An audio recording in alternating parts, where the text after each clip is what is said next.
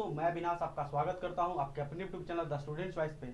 और आज हम सब विटामिन के बारे में पढ़ने वाले हैं और इसे हम लोग ऐसा तरीका से पढ़ेंगे, ऐसा तरीका से समझेंगे जिससे आपको बहुत दिन तक याद रहे। मैं यही चाहता हूं कि आप बहुत दिन तक याद कर सके।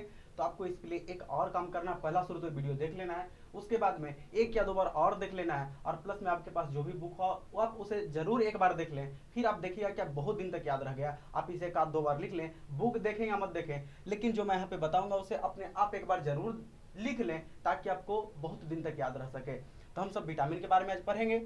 तो देखिए, विटामिन के बारे में हम लोग पढ़ेंगे। विटामिन, अब मन करता है कि विटामिन है क्या भाई? तो एक कार्बनिक पदार्थ है। क्या भाई? कार्बनिक पदार्थ है। और जरा बताइए कि कार्बनिक पदार्थ है और ये अपने शरीर के लिए बहुत ही जरूरी है, यानी ह्यूमन बॉडी के लिए ये बहुत ही जरूरी है। यानी इसको हम लोग कहते क्या है? तो इसे हम लोग बोलते हैं प्रोटेक्टिव फूड बोलते हैं। क्या बोलते हैं भाई? प्रोटेक्टिव फूड बोलते हैं। यानी कि हमारे शरीर के लिए रक्षा का काम करता है, इसलिए इसे रक्षात्मक पदार्थ से बोला जाता है। तो सवाल पूछा है बीपीएससी में एक बार दिया था कि निम्नलिखित में किसे शरीर के लिए रक्षात्मक पदार्थ कहा जाता है? तो किसे कहते हैं भाई? तो विटामिन को। तो विटामिन को क्या बोले? प्रोटेक्टिव फूड बोले, रक्षात्मक तत्व बोले, रक्षात्मक पदार्थ बोले। और ये शरीर को संक्रमित होने से भी बचाता है। क्या करता है भाई? संक्रमित होने से बचाता है। अब मन करता है कि विटामिन का नाम कौन दिया? तो एक वैज्ञानिक थे, उनका नाम था सी फंक। क्या नाम था भाई? सी फंक।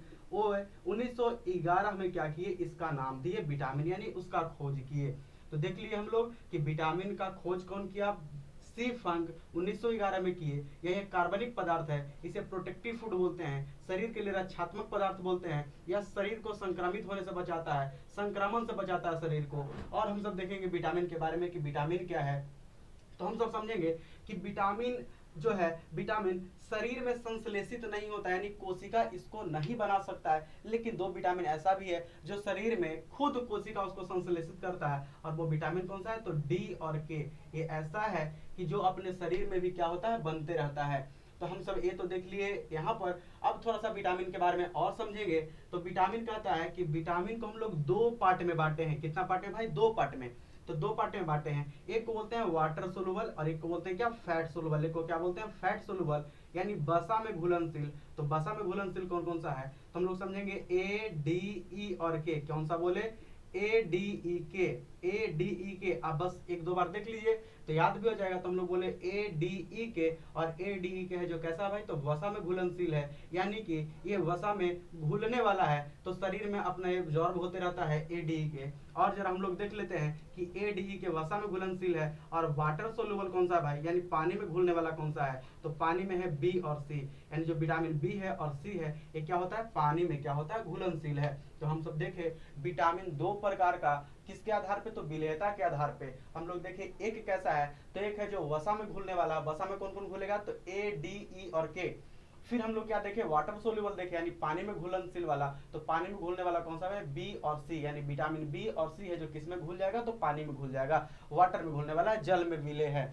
अब हम सब देखेंगे यहाँ पे विटामिन देखते हैं, और हम सब इसे याद करने का भी बहुत ही बेहतरीन तरीका समझेंगे। तो पहले तो इसे हम लोग को समझ लेना है, उसके बाद कैसे याद किया जाए, कैसे बहुत दिन तक याद रहे, उसे भी हम लोग समझेंगे। तो पहला हम सब देखते हैं विटामिन ए के बारे में। तो इसका नाम क्या है? रेटिनॉल। हम लोग इसे बोलते हैं, क्या बोलते हैं? विटामिन ए को रेटिनॉल बोलते हैं। और अगर इसका शरीर में कमी हो जाए तो आंख से संबंधित बीमारी होगा, जैसे रतौंधी हो सकता है, जीरोफ्थेल्मिया हो सकता है, और भी नेत्र से संबंधित, नेत्र धुंधला सा थोड़ा दिखाई देगा, तो इस ढंग से होगा।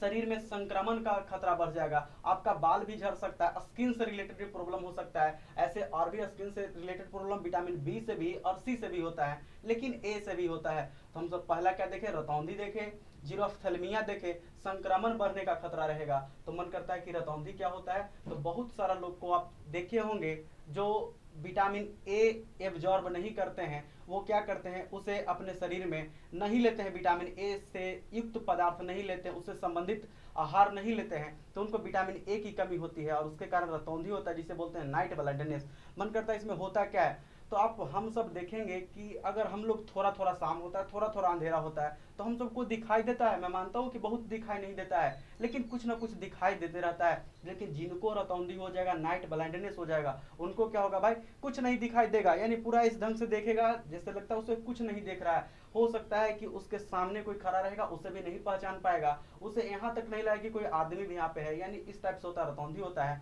तो ये किसके कारण होता है? विटामिन ए की कमी से होता है। तो अगर किन्हीं लोग को इस ढंग का दिखे, आपको उस ढंग का बीमारी दिखे, तो आप उनको सलाह दीजिए कि विटामिन ए का आप कैप्सूल या तो विटामिन ए युक्त पदार्थ लीजिए। अब दवा तो आप सजेस्ट ना करें, आप उन्हें बोलिए कि विटामिन ए से युक्त भोजन आप खाएं जिससे आपको राहत मिले। तो पहला हम सब रतौंधी देख लिए, एक का नाम है जीरोफ्थैल्मिया। मन करते हैं जीरोफ्थैल्मिया क्या है? तो इसमें क्या होता है कि जो अपने आंख में जो कॉर्निया होता है, जिसे नेत्रदान में क्या किया जाता है? दान किया जाता है, उसका डोनेशन होता है। तो वो क्या होता है? उसमें सूखापन आ जाता है, सूख जाता है। तो किसका लक्षण है भाई? जीरोफ्थैल्मिया। जीरोफ्थैल्मिया में यही होता है। फिर हम सब क्या देखते हैं? तो हम बोले कि संक्रमण बढ़ने का खतरा, यानी क्या होता रहता है भाई? तो संक्रमण से आपका शरीर को कौन बचाता है? तो विटामिन ए संक्रमण से भी बचाता है। यानी अगर विटामिन ए का कमी होगा तो शरीर में संक्रमण का जो रेशियो है वो बढ़ जाएगा, उसका जो रेट है वो बढ़ेगा। तो हम सब देखें कि विटामिन ए को रेटिनॉल बोलेंगे, इससे रतौंधी होगा, जीरोफ्थैल्मिया होगा, संक्रमण बढ़ने का खतरा रहेगा, आंख से संबंधित बीमारी होगा।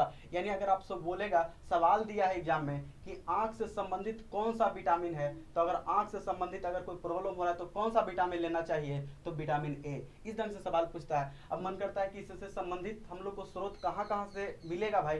तो कौन कौन सा स्रोत है जिससे हमको विटामिन ए मिलेगा? तो सबसे बेहतर है पपीता, जिसमें पका हुआ पपीता। अगर पका हुआ पपीता आप खाते हैं तो उसमें विटामिन ए भरपूर मात्रा में है।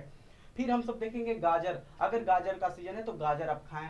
आप क्या खा सकते हैं? तो पका हुआ आम, कच्चा आम नहीं मैं बोल रहा हूँ, पका हुआ आम आप खा सकते हैं। और मछली का तेल, ये इतना जो है बहुत ही इसमें अधिक मात्रा में विटामिन ए पाया जाता है। ऐसे तो दूध में भी पाया जाता है भाई, मक्खन में भी पाया जाता है, तो ये सब पाया जाता है, लेकिन इतना बहुत ही ये सब में ज्यादा होता है। तो देखिए मैं वहां लिख भी दिया हूँ, पपीता, गाजर, मछली तेल और आम में तो क्या पाया जाता है। फिर हम सब देखते हैं विटामिन ए हम सब देख लिए। अब देखते हैं विटामिन बी, और विटामिन B1 या तो सिर्फ बी इसे बोलते हैं, और इसका नाम क्या है? थायमिन। क्या मैं बोल रहा हूँ? विटामिन बी या तो B1, और इसे हम लोग क्या बोलते हैं? थायमिन बोलते हैं। और अगर इसका कमी होगा शरीर में तो एक रोग होता है जिसका नाम है बेरी बेरी। मैं क्या बोल रहा हूँ? Beriberi. और देखिए इसे याद भी करना बहुत सटीक है, यहाँ भी और यहाँ भी बेरी बेरी। और देखिए विटामिन ए को अगर याद करना हो तो आप कह सकते हैं, जैसे ही बोला है कि ए बताओ तो बोलना है कि अच्छा ए बोल रहा है तो बोलना ए रे। जैसे गांव में कभी कभी सुनते हो किसी को पुकारना होता है तो संबोधन के लिए आप हिंदी में भी पढ़ेंगे अरे करके। और जब आप कारक पढ़ेंगे तो उसमें भी जो संबोधन वाला होता है उसमें अरे कहता है। तो अरे, जैसे ही आपको बोलेगा कि ए तो बोलना कि अरे, तो यानी ए से क्या हो गया? रे। तो रे से क्या हो गया? रेटिनॉल। अरे में ए तो विटामिन का नाम हो गया, यानी ए से क्या होगा? रेटिनॉल हो गया। अब जरा B1 को याद करने का भी देख लेते हैं। तो यहाँ पे क्या है? B1। क्या मैं बोल रहा हूँ? B1। अब देखिए तो 1 अब है, जंगल अब है तो नहीं। मन करता नहीं सर पहले था, तो मन करता कि था तो क्या हो गया? थायमिन हो गया। तो हम सब देखेंगे कि B1 यानी हम लोग इसको किस चीज से रिलेट करके देखेंगे तो मन करता है सर B1 यानी 1 मतलब जंगल, जंगल अब कम मात्रा में पहले था, तो था से क्या हो गया? थायमिन। तो हम सब देख ले विटामिन B1 को क्या बोलेंगे? थायमिन बोलेंगे। और इससे जो बीमारी होगा उसे हम लोग क्या बोलते हैं? Beriberi. अब मन करता है बेरी बेरी में क्या होता है? तो बेरी बेरी में क्या होता है भाई? तो आपको हार्ट से संबंधित उससे रिलेटेड कोई बीमारी होगा, यानी हार्ट पे वो क्या करता है? तो अटैक करता है। हार्ट अटैक मैं नहीं बोल रहा हूँ, यानी हार्ट से संबंधित बीमारी आपको हो सकता है। शरीर पे क्या होगा? तो चकता चकता सा क्या हो जाएगा भाई? पूरा क्या हो जाएगा? लाल लाल आ जाएगा वहां पे। तो हम लोग समझेंगे बेरी बेरी है। और क्या होगा? तो थकान इससे आपको महसूस होगा, लगे कि थका थका हुआ सा, बदहजमी होगा, सही से पाचन नहीं हो पाएगा। तो हम सब समझेंगे कि क्या है? विटामिन B1 का कमी हो, विटामिन बी का कमी है। और इसका स्रोत क्या है? तो आप हरा साग सब्जी खाएं। आप क्या खा सकते हैं? तो दूध दही ले सकते हैं, आप मक्खन खा सकते हैं, आप खा सकते हैं मांस वगैरह, मीट खा सकते हैं, मछली खा सकते हैं, अंडा खा सकते हैं। यानी इस ढंग से आप ईस्ट वगैरह, सोयाबीन भी ले सकते हैं। और विटामिन बी वाला जितना भी है तो लगभग सबका एक ही है, तो हम इसे यहाँ से लेकर के यहाँ तक लिख दिए विटामिन B12 तक, लगभग सबका स्रोत एक ही है। तो आप देख लीजिए विटामिन B1 देख लिए। अब मन करता है विटामिन B2 कौन सा है? विटामिन B2, और इसे बोलते हैं राइबोफ्लेविन। क्या बोलते हैं भाई? राइबोफ्लेविन। मन करता सर इसे कैसे याद किया जाए? तो यहाँ पे क्या है? B2 यानी 2 ना, विटामिन B2।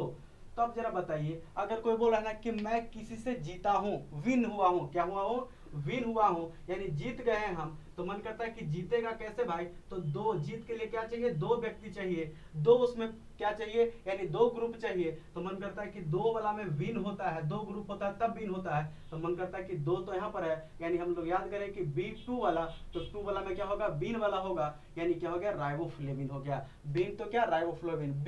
विन मतलब राइबोफ्लेविन, यानी 2 गो रहेगा तब जीत होगा, तब विन होगा। तो हम लोग कैसे रिलेट करके याद करेंगे, तो B2 यानी 2 गो होगा तब जीत होगा, विन होगा, यानी राइबोफ्लेविन। मन करता है इसमें क्या होगा, तो धुंधला दृष्टि होगा, यानी आपको दिखाई देगा लेकिन ढंग से नहीं दिखाई देगा। हो सकता है कि अचानक आप उठेंगे तो आपको लगा कि थोड़ा सा घुमा हुआ सा लगेगा और आंख के सामने अंधेरा सा, आपको ढंग से नहीं दिखाई देगा। तो हम सब देखेंगे कि विटामिन B2 का कमी हो गया, यानी धुंधला दृष्टि रहेगा, आपका वृद्धि रुक जाएगा, आपको क्या होगा, बुढ़ापा आ जाएगा, यानी इस ढंग का इसमें बहुत सारा है। जीभ पर छाला भी पड़ सकता है, देखे हो कि लोग बोलता है कि जीभ फर गया है, इस ढंग से बोलता है। और इसका भी स्रोत सब क्या है, हरा पत्तेदार सब्जी, दूध वगैरह आप लीजिएगा, प्रॉपर लीजिएगा तो आपको ठीक हो जाएगा। हम सब देखते हैं विटामिन B3 क्या है, विटामिन B3, विटामिन B3। तो जैसे ही विटामिन B3 तो इसे हम लोग क्या निकोटिनेमाइड बोलते हैं, या तो नियासिन भी इसे बोलते हैं, क्या बोलते हैं, नियासिन बोलते हैं, और इसका नाम क्या है, नियासिन नाम है। तो मन करता है कि सर यहाँ पे आया 3 तो यहाँ पे हम लोग लगा देंगे सिन, सुनिए ठीक से, यहाँ पे जैसे यहाँ आया 3 तो हम लोग याद करेंगे सिन, तो क्या हो गया विटामिन B3, तो क्या बोलेंगे नियासिन, B3 तो नियासिन। तो हम लोग याद कैसे कर लिए, कैसे रिलेट के, 3 तो सिन, तो हम लोग क्या किया विटामिन B3 तो नियासिन, या तो क्या बोलते हैं निकोटिनेमाइड। और इससे होगा क्या, पेलाग्रा एक बीमारी है, क्या है भाई, पेलाग्रा। मन करता है इसमें होता क्या है, तो पेलाग्रा में क्या होगा जरा समझिए, तो आपके शरीर में क्या होगा, तो फटा फटा सा हो जाएगा, यानी स्किन से रिलेटेड पेलाग्रा बीमारी है। स्किन पे क्या होगा, फटा फटा सा लगेगा, तो हम लोग समझेंगे कि पेलाग्रा है। इसमें और भी बहुत सारा होता है पेलाग्रा में, हो सकता है उससे ब्लड भी निकल जाए, फिर क्या होगा, तो फोरा फुंसी आपको होगा, किससे, तो विटामिन B3 से। हम सब देखते हैं विटामिन B5, क्या पढ़ रहे हैं, B5। और आप याद किए होंगे कि जैसे ही 5 वाला बात आता है तो उसे पेंटा बोलते हैं, क्या बोलते हैं, पेंटा बोलते हैं। जैसे पेंटागन, यानी जिसमें क्या रहेगा भाई, 5 भुजा होता है, उसे हम लोग बोलते हैं पेंटागन बोलते हैं। तो पेंटा हेक्सा हेप्टा ऑक्टा नोना डेका आप याद भी किए होंगे, मोनोडाइट ट्राइटेट्रा पेंटा हेक्सा हेप्टा ऑक्टा नोना डेका आप खास करके केमिस्ट्री में याद किए होंगे। तो देखिए तो 5 को हम लोग पेंटा बोलते हैं, तो मन करता है हाँ सर पेंटा बोलते हैं। और देखिए तो यहाँ से क्या हो गया, पेंटोथेनिक अम्ल, यहाँ हम लोग क्या किए विटामिन B5 और 5 को बोलते हैं पेंटा, तो यहाँ पे क्या हो गया, पेंटोथेनिक अम्ल। और मन करता है कि विटामिन B5 से क्या होगा भाई, तो आपका बाल सफेद हो जाएगा, दिमाग ढंग से काम नहीं करेगा, मंद बुद्धि रहेगा, बोले तो कुछ समझाएंगे तो बहुत देर पे समझेगा, तो समझेंगे कि विटामिन B5 का कमी है, अब उसका बाल क्या होगा, सफेद हो जाएगा। अब ऐसा मत सोचिए कि जिसका जिसका बाल सफेद होगा कम उम्र में वो मंद बुद्धि होगा, नहीं, ऐसा नहीं है। यानी बाल सफेद होने का बहुत सारा रीजन है, बूढ़ा वाले को नहीं, यानी कम एज में, हम लोग के एज का है, यानी इस टाइप से, यानी 20 वर्ष से कम वाले या तो 20 वर्ष के आसपास वाले अगर किसी व्यक्ति को बाल सफेद हो रहा है तो आप समझ सकते हैं कि पेंटोथेनिक अम्ल का कमी हो सकता है। लेकिन सिर्फ यही कारण नहीं है, और भी बाल सफेद होने का बहुत सारा रीजन है, तो और भी कारण हो सकता है, लेकिन एक कारण ये भी है जिसमें क्या होगा, बाल सफेद होगा, मंद बुद्धि होगा, आपका बहुत सारा इससे और भी रिलेटेड प्रॉब्लम हो सकता है। हम सब देखते हैं विटामिन B6, तो क्या बोल रहे हैं, विटामिन B6, क्या बोल रहे हैं, 6 यहाँ पर आ रहा है 6, यानी 6 से हम लोग कर लेंगे 6C, क्या कर लेंगे 6 से 6C, और यहाँ पे क्या हो गया, डॉक्सिन, यहाँ पे क्या बोल रहे हैं, 6 से 16 कर लिए, तो यहाँ पे क्या हो गया, डॉक्सिन हो गया। हम लोग 6 नहीं याद करेंगे, B16 करेंगे, और यहाँ पे क्या, डॉक्सिन हो गया। तो 6 से 16 और 16 बोले तो पायरिडॉक्सिन, तो हम लोग B6 से क्या कर लिए, पायरिडॉक्सिन कर लिए, और इससे भी क्या होगा, त्वचा रोग होगा। और एनीमिया, अब जरा सुनिएगा, यहाँ पे एनीमिया भी एक आया है, मन करता है सर एनीमिया, 2-3 बात जो आएगा जब समझिएगा, एक एनीमिया होता है और एक निमोनिया होता है और एक हीमोफीलिया होता है। तो हीमोफीलिया तो मैं नीचे बताया हूँ। तो जो निमोनिया है बच्चा लोग को होता है, खास करके फेफड़ा इसमें क्या होता है, डैमेज होता है। और ये जो एनीमिया है इसमें रक्त की कमी होती है, क्या वो बोल रहे हैं, एनीमिया में रक्त की कमी होती है। तो एनीमिया है, एनीमिया 3 विटामिन से होता है, कि कमी से होता है, विटामिन B6 से, विटामिन B11 से, और मेन रूप से जो होता है विटामिन B12 से। तो अगर आपसे कोई पूछे, अगर ऑब्जेक्टिव क्वेश्चन रहे और पूछे कि एनीमिया होने का कारण क्या है, तो हम लोग सबसे पहले कौन सा ऑप्शन लगाएंगे, विटामिन B12 लगाएंगे, क्योंकि 12 के कारण नहीं होता है, लेकिन इसमें भी इसका भी थोड़ा बहुत सहयोग होता है। तो हम सब क्या बोले, विटामिन B6 से क्या होगा, एनीमिया होगा, जिसमें क्या होता है, रक्त की कमी होता है। हम सब देखें विटामिन B7, क्या देख रहे हैं भाई, विटामिन B7 यानी विटामिन B7, क्या बोल रहे हैं, विटामिन B7, 7 से हम लोग याद कर लेंगे, 7 क्या बोल रहे हैं, विटामिन B से हम लोग क्या कर लेंगे, विटामिन B7 से कर लेंगे 7, 7 से कहेंगे 7, और अगर कोई साथ वाला होता है, जाता है, तो उसे क्या बोलते हैं, बाय बाय करते हैं। क्या बोलते हैं भाई, कोई साथ में रहता है और कहीं जाता है तो उसे क्या बोलते हैं, बाय बाय। तो देखिए, तो यहाँ हम लोग क्या कर लिए, यहाँ पे कर लिए साथ, और साथ वाला जाता है तो बाय बाय करते हैं, तो क्या हो गया, बायोटीन। तो हम सब क्या कर लिए, विटामिन B7, और इसे किए बाय बाय किए तो क्या हो गया, बायोटीन। तो विटामिन B7 को क्या बोलेंगे, बायोटीन। और इसका कमी होगा तो क्या होगा, बाल झड़ेगा, यानी बाल गिरेगा, लकवा यानी पैरालिसिस मारने का खतरा रहेगा। यानी अगर किसी को विटामिन B7 का कमी होगा तो पैरालिसिस मार सकता है। बाल गिरने का भी कारण एक ये बनता है, बाल गिरने का और भी बहुत सारा कारण है, लेकिन एक बायोटीन की कमी से भी क्या होता है, बाल गिरता है। तो अगर किसी का बाल झड़ता है तो विटामिन B7 पे आप ध्यान दीजिए। ऐसे तो विटामिन ई की कमी से भी बाल झड़ता है। तो हम सब आगे देखेंगे विटामिन B11। क्या है भाई, B11 यानी विटामिन B11। अब जरा बात समझिएगा, ये क्या है, 11 है। अब कभी कभी अगर पूजा पाठ करवाते होंगे, खास करके जो हमारे हिंदू भाई बहन है, तो क्या करते हैं, पंडित जी क्या करेंगे, हमेशा 11 का बात करेंगे कि 11 फल चढ़ाइए। क्या बोलेंगे, 11 फल चढ़ाइए। कितना फल चढ़ाने के लिए बोलेंगे भाई, 11 फल।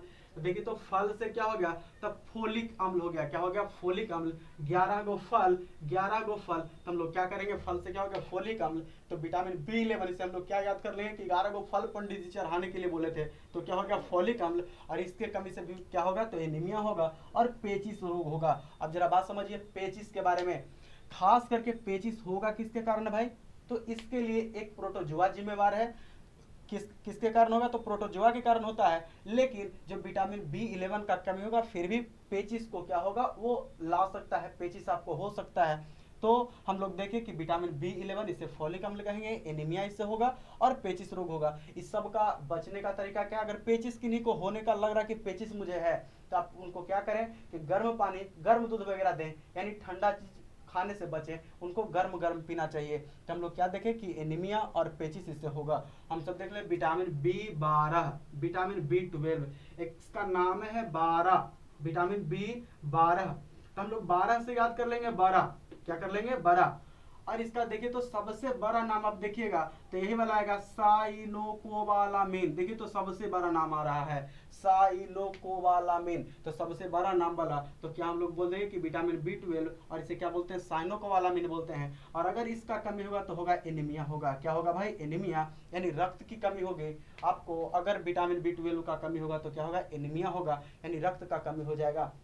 और खास करके रक्त का कमी किनको होता है भाई, ब्लड का कमी, और खास करके क्या, तो आयरन की कमी तो महिला लोग को ज्यादातर होता है। और खास करके कब होगा, तो प्रेग्नेंट जब होगी तब, यानी गर्भावस्था में क्या होता है, एनीमिया वगैरह होने का ज्यादा खतरा रहता है, वहाँ पे उनको आयरन का कमी होता है। तो अगर कोई उस ढंग का महिला है तो उनको उस समय विटामिन B12 और आयरन का टेबलेट हमेशा लेना चाहिए, या तो उससे युक्त भोजन लेना चाहिए। और एक यहाँ पे देख रहे होंगे पांडु रोग, मन करता है पांडु रोग क्या है सर, तो आप इसका नाम सुने होंगे, पीलिया सुने होंगे। क्या, पीलिया, या तो जॉन्डिस जिसे बोलते हैं। तो पांडु रोग क्या है भाई, तो इसमें क्या होगा कि शरीर पीला पड़ जाएगा, आंख वगैरह ऐसा करके देखेंगे तो ऐसे लाल दिखेगा, लेकिन उस समय क्या होगा, पीला जैसा दिखेगा। आपको लगा कि इनका ब्लड नहीं है, ब्लड सब पानी जैसा हो गया, पीला हो गया है। यहाँ तक कि जो उनका यूरिन होगा, पेशाब होगा, वो भी कैसा होगा, पीला होगा। लैट्रिन का रंग भी होगा, वो क्या होगा, थोड़ा सा सफेद हो सकता है, या तो पीलापन और बढ़ सकता है। तो सब हम लोग पीलिया को पहचानने का तरीका समझ सकते हैं, पूरा शरीर भी पीला हो जाता है। और पीलिया किसको करता है, इफेक्ट करता है, तो वो क्या करता है, तो जो हमारा लीवर है उसे वो क्या करता है कि लीवर को इफेक्ट करता है, लीवर को प्रभावित करता है। तो हम सब देखें विटामिन B12 को क्या बोले, साइनोकोबालामिन, यानी सबसे नाम बड़ा वाला तो हो गया साइनोकोबालामिन, सबसे बड़ा नाम। और इसके कमी से क्या हुआ भाई, तो एनीमिया हुआ और पांडु रोग हुआ। हम सब देखते हैं विटामिन C, क्या बोल रहे हैं भाई, विटामिन C। तो सी से हम लोग कर लेंगे एस्कॉर्बिक, सी तो एस्कॉर्बिक, एस्कॉर्बिक, सी एस्कॉर्बिक। तो हम सब याद करेंगे सी एस्कॉर्बिक, सी एस्कॉर्बिक। तो हम सब देख लिए एस्कॉर्बिक अम्ल देख लिए, और इससे विटामिन सी को क्या बोले, एस्कॉर्बिक अम्ल बोले। और अगर इसका कमी होगा तो क्या होगा, तो अस्कर्बी होगा। यहाँ पर देख लेना अस्कॉर्बिक होगा, इससे क्या अस्कर्बी होगा, और इससे मसूड़ा संबंधित बीमारी हो सकता है। मन करता अस्कर्बी क्या है, तो अस्कर्बी एक ऐसा बीमारी है जिससे आपको थोड़ा सा भी चोट लगेगा तो क्या होगा, रक्त आ सकता है। वहां पे क्या होगा, तो रक्त आ जाएगा। रुकने वाली मैं बात नहीं बोल रहा हूँ कि जल्दी नहीं रुकेगा, नहीं, वो नहीं बोल रहा हूँ, वो तो विटामिन के में। मैं बोल रहा हूँ कि रक्त जल्दी आएगा, यानी आप ब्रश भी करते रहेंगे, दातुन करेंगे तो मसूड़ा में थोड़ा सा भी ब्रश, वहां पे थोड़ा सा भी चोट लगेगा तो क्या होगा, उससे रक्त आ जाएगा, ब्लड आ जाएगा। और दातुन भी करेंगे, थोड़ा सा भी वहां पे चोट लगेगा तो रक्त आ जाएगा। तो मसूड़ा से संबंधित बीमारी इससे होगा, और अस्कर्बी होगा। और खास करके इसे और क्या बोल सकते हैं, तो बाल से संबंधित भी, अगर किन्हीं को बाल से संबंधित कोई वहाँ पर लग रहा है कि हमको बाल से संबंधित कोई बीमारी है, बाल झड़ रहा है, बाल पक रहा है, तो अब विटामिन सी आपको प्रॉपर लेना चाहिए। विटामिन सी बाल के लिए बहुत अच्छा है और क्या अपने स्किन के लिए भी बहुत अच्छा है। तो विटामिन सी का हम लोग देखिए स्कार्बिक अम्ल, और इससे स्कर्वी होगा, मसूड़ा संबंधित बीमारी हो सकता है, बाल से संबंधित बीमारी हो सकता है, स्किन से संबंधित भी हो सकता है। अब मन करता है कि विटामिन सी मिलेगा कहाँ से मिलेगा, क्या खाएंगे, तो सबसे बेहतर इसका क्या है भाई स्रोत, तो आंवला है। क्या है? आंवला है, नींबू है, यानी जो खट्टा पदार्थ है आप वो ले सकते हैं। तो हम सब देखें यहाँ पे क्या, आंवला देखे, नींबू देखे, संतरा देखे, और खट्टा पदार्थ जितना है उससे हम लोग देख सकते हैं। टमाटर में भी मिलता है ऐसे, क्योंकि वही थोड़ा थोड़ा खट्टा होता है, तो हम लोग क्या देखेंगे वहाँ पे, तो वहाँ पे क्या हम देखें कि खट्टा पदार्थ से क्या होगा, विटामिन सी मिलेगा। अब हम सब देखते हैं विटामिन डी। तो हम सब जैसे ही आएंगे डी, अगर आपसे कोई पूछे ना कि डी वाला बताओ, तो हम सब बोलेंगे कि डी वाला, डी का नाम पूछना है तो आप बोलिए कि हम देख के बताएंगे। अगर आपसे जैसे ही कोई बोलेगा कि विटामिन डी का रासायनिक नाम बोलेगा, बोलिए, तो हम बोलेंगे कि देख के। क्या मैं बोला हूँ? देख के, कि देख के बोलेंगे, देख के।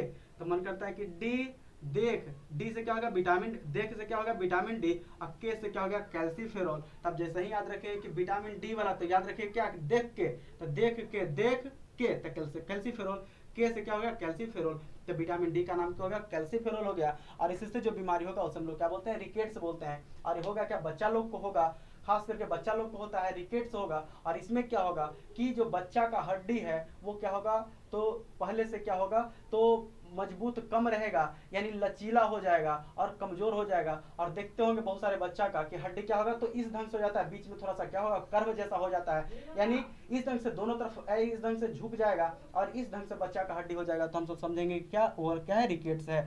मन करता है कि ऑस्टियोमलेशिया क्या है, तो ऑस्टियोमलेशिया एक खास करके जवान लोग को होता है। जब अगर कोई व्यक्ति वयस्क हो जाता है, जवान हो जाता है, तब उसको ऑस्टियोमलेशिया होता है विटामिन डी की कमी से। और उसका भी सेम कंडीशन होता है, वहाँ भी हड्डी जो क्या होता है, कमजोर हो जाता है, वहाँ पे लचीला हो जाता है। और हड्डी वहाँ पे भी क्या होता है, बहुत सारे बूढ़े लोग को देखे होंगे कि हड्डी उनका किस ढंग से हो जाता है, तो इस ढंग से कर्व जैसा हो जाता है। तो आप समझेंगे कि उनको ऑस्टियोमलेशिया है। और अगर इसको हम लोग को ठीक करना है तो क्या करना पड़ेगा, सूर्य का प्रकाश, यानी सूर्य का प्रकाश आपको क्या होना चाहिए, इसके लिए बहुत जरूरी है सूर्य का प्रकाश, सनलाइट है। और क्या है, तो शरीर में खुद जो जीवाणु है इसे संश्लेषित कर लेता है, अपना कोशिका इसको संश्लेषित कर लेता है। और भी अगर हम लोग को सबसे अच्छा इसका और स्रोत देखें तो मछली का तेल, और तेल भी कहाँ का, मछली का तेल, तो मछली के लीवर वाला ऑयल, यानी मछली का लीवर ऑयल, यानी उसके यकृत का तेल। और क्या, तो दूध वगैरह हम लोग लेंगे तो वहाँ से विटामिन डी हम लोग को प्राप्त होता है। तो विटामिन डी हम लोग देखें। और यहाँ से सवाल क्या पूछा है कि जो ऑफिस में काम करते हैं, जो अपना एसी वगैरह लगा करके जो बंद कमरे में रहते हैं, उनको किस विटामिन की कमी होने का भय होता है, तो हमसे बोलेंगे विटामिन डी। मन करता है कैसे सर, तो अगर कोई ऑफिस में दिन भर काम कर रहा है, निकलेगा शाम को, तो उसको तो धूप लगा नहीं, और धूप नहीं लगा तो विटामिन डी होने का खतरा रहता है। इसलिए अधिकतर लोगों को जो ऑफिस में काम करते हैं उनको देखिएगा कि पूरा घुटना वगैरह में, पैर में दर्द होता है, और इसका मुख्य कारण होता है विटामिन डी की कमी। जो खास करके जो महिलाएं घर में होती हैं, जो बाहर नहीं निकलती हैं खेत वगैरह में, तो उनको क्या होता है कि विटामिन डी का अक्सर कमी देखा जाता है, क्योंकि उनको धूप नहीं मिलता है। और बोले कि मैं घर ही में रहता हूँ फिर भी पूरा पैर वगैरह में दर्द रहता है, बीमारी रहता है। तो इसका कारण क्या हुआ भाई कि विटामिन डी आपको नहीं मिला, यानी कैल्सीफेरॉल नहीं मिला, और आपको क्या हो गया, यहाँ पे विटामिन डी का कमी हो गया, और आपको हड्डी से संबंधित बीमारी हो सकता है। हम सब देखेंगे विटामिन ई के बारे में। हम सब देखेंगे ई, कोई पूछेगा कि ई वाला बताओ, तो मन करेगा कि ई वाला तुम मत टोको। हम लोग क्या बोले हैं कि ई बोलेगा, तुम ई बोलेगा, हमको टोको मत, ज्यादा हमको टोको मत। तो ई से क्या हो गया, टोको।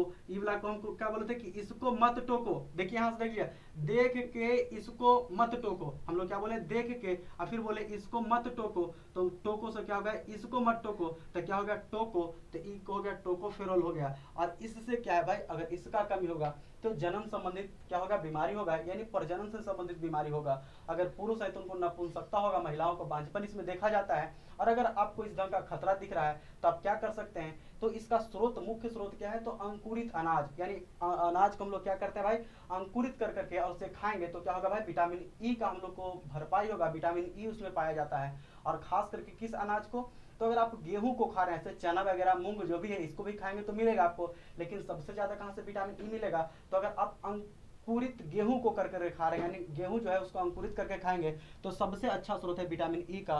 तो देखिए अंकुरित गेहूं, और उसमें भी अनाज यानी गेहूं का, और वनस्पति तेल का, यानी अगर कोई भी तेल है सरसों का, या तो सोयाबीन का, या तो हम लोग मूंगफली का तेल खाते हैं, तो इसमें क्या होता है, विटामिन ई पाया जाता है।